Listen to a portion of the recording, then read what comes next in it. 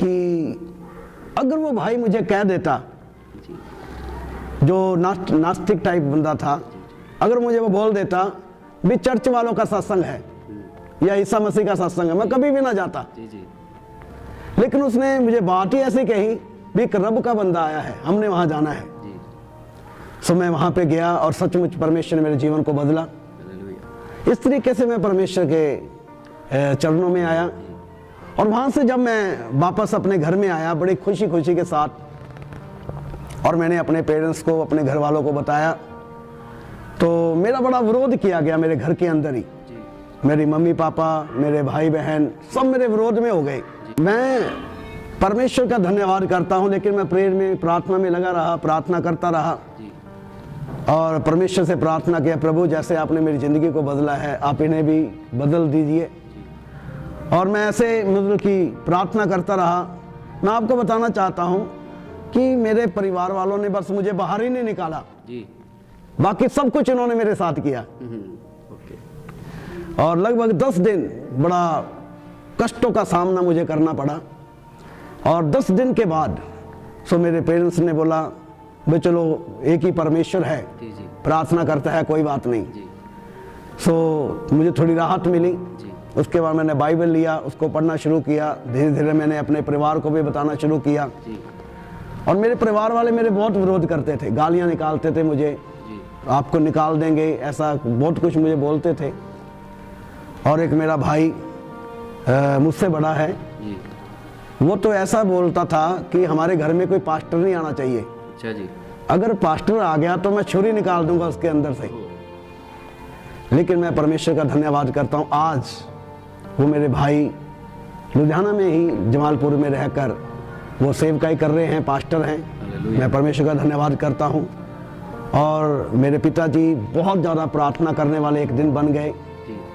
जब भी रात को 2:30 बजे, मैं कोई दुखी नहीं था, कोई बीमार नहीं था, मुझे कोई परेशानी नहीं थी, बढ़िया मैं रह रहा था। सब कुछ, मेरे मम्मी पापा सरकारी जॉब करते थे, इसलिए हमें कोई मुश्किल ही नहीं थी किसी बात की भी। लेकिन मेरे मन में एक ही बात थी, गॉड इज वन, एक परमेश्वर है, वो है कौन? मुझे मुक्ति कौन देगा? मेरे पाप क्षमा कौन करेगा? ज्ञानी तो बहुत है संसार के अंदर, लेकिन मेरा उद्धार कौन करेगा? ये मैं सोचता रहता भी सच्चा परमेश्वर कौन है।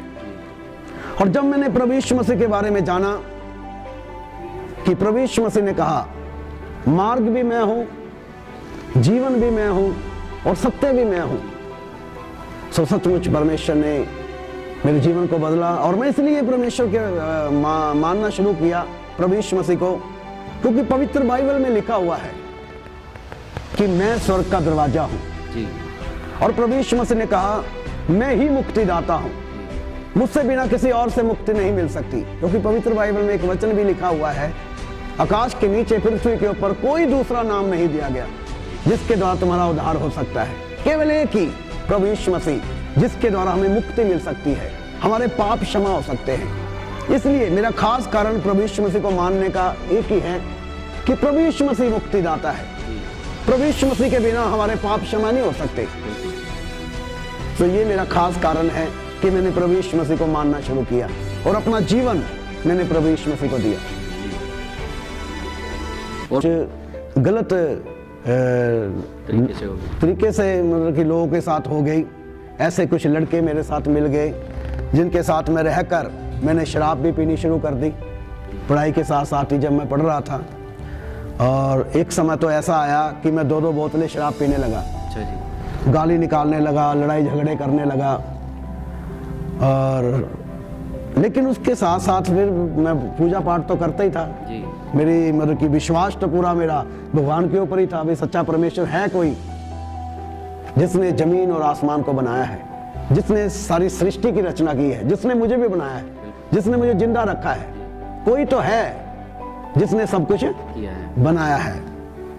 और ये तो मेरे मन में था ही, लेकिन मेरी संगति बुरी हो गई। और मैं परमेश्वर का धन्यवाद देता हूं।